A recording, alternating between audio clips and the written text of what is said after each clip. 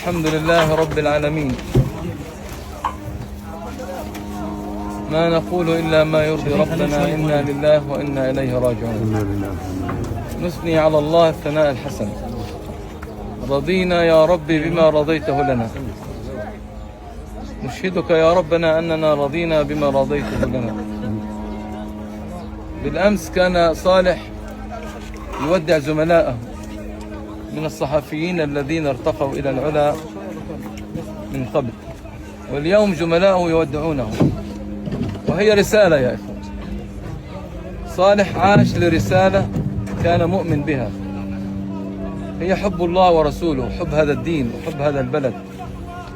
جاءته الفرصة ليخرج من هذا البلد أكثر من مرة، ولكنه أبى ورفض. كانت آخرها أن يخرج مع أمه المريضة، وكان سببا وجيها لأن يخرج مرافقا لها، لكنه قال لي بالحرف الواحد: يا أبي، أنا لا أخرج من هنا إلا إلى جنات العلا، لا أترك غزة ولا أترك رسالتي. هي رسالة حملها على عاتقه يوصل معاناة أهل غزة،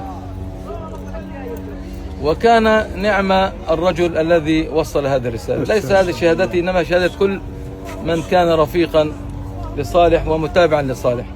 جاءتني رسائل كثيرة ومعزين كثر واتصالات من الداخل والخارج.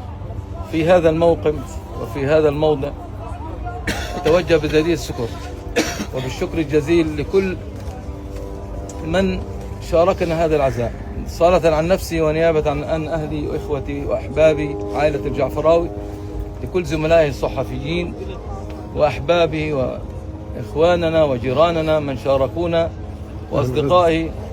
فهذه اعتبروها بمثابة كلمة شكر للجميع، ونحن يا إخوة على الضرب سائرون اليوم.